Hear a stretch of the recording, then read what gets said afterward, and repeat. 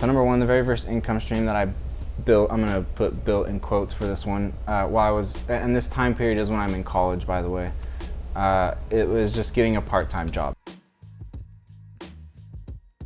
I actually got a second part-time job. So the first part-time job was just normal 20 hours a week. The second job that I got is I saw a job on campus pop up for a custodian position, but it was like half custodian, half kind of like security patrol. So basically what it was is there was a Saturday shift, but then it had a Sunday shift, and all I had to do on the Sunday was just keep a radio on me for an 8-hour period for if any emergency happened. So it was basically like a full-time job, but for actual part-time work hours. This was never like a very significant one, but it was one that I would do from time to time and get a little bit of extra money from. And I actually started to do this while I was in high school as a teenager. And I know a lot of people are very familiar with what this is now, but just simply flipping products. Now this isn't really one that I really count necessarily as a stream of income. It did generate me some money, but it was so small and I didn't continue with it for very long. Ever since I was like a young teenager, I'd always wanted to create a clothing brand. And so I thought I'd try that. I was like, all right, I'm gonna try a clothing brand. Years we're talking right now, 2013, 2014. And the very first product that I created was a necklace. It was like a wooden necklace. I wood burned a logo into it. And then I also made some hats. And when someone wanted to buy some of the product, it would just through DMs or comments, it would be like, what's your PayPal? Send me the money and then I'll ship them out to you. And I just shipped it myself.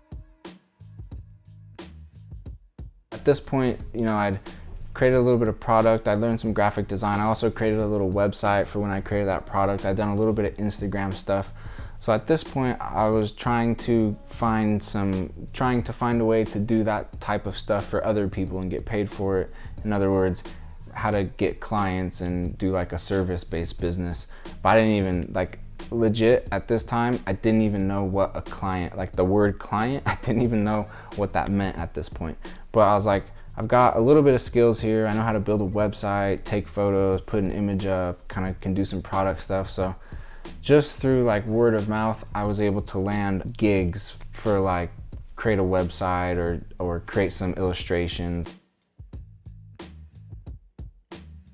This is where making good money doing things I like to do actually starts to happen. We've got a buddy in the advertising program who just did a Kickstarter campaign for a client and it was successful. And then he came to me and he said, hey, I think you could do Kickstarter stuff too. And so he kind of showed me, I didn't really know even what Kickstarter, the platform was at that time. I definitely heard of it, but I'd never, backed a campaign on Kickstarter.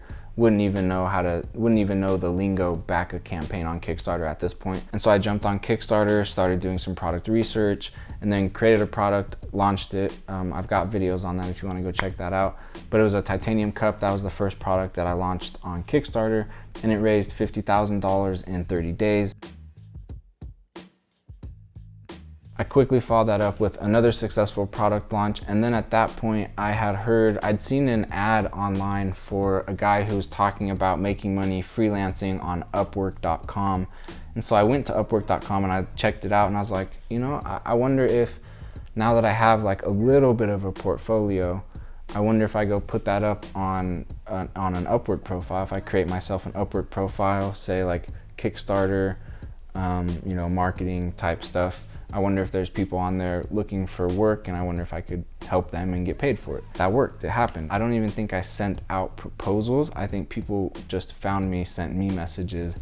And then that led to several very successful Kickstarter campaigns, 50,000, 10,000, 200,000.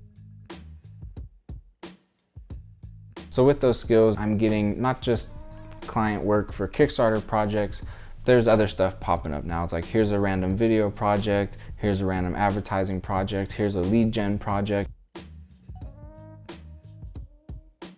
Like I said, I've had an Upwork profile doing some Kickstarter stuff.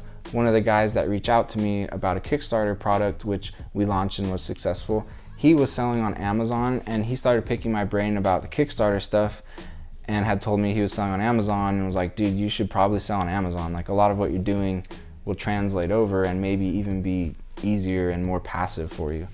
And he was pretty right about that. And so immediately, again, like no hesitation, no time wasted, jumped on Amazon.com, started doing research, started launching products.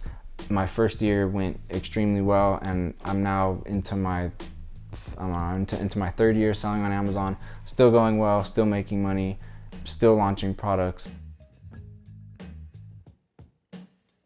And now that I've launched some products on Amazon and I'm kind of in that Amazon FBA world a little bit, YouTube is kind of starting to suggest me some Amazon content randomly. And now I see that, hold up, there's people on YouTube talking about how to make money online, how to sell on Amazon, and they're getting like followings and business and making money, and like that's actually a real thing. People are doing that. That sounds pretty cool. I could do that. Once you get 1,000 subscribers and 4,000 hours watch time on your YouTube channel, you can monetize your videos, which is where you allow YouTube to run ads on your videos. And because advertisers are paying YouTube to run those ads, YouTube splits the money that they're getting from the advertisers with you.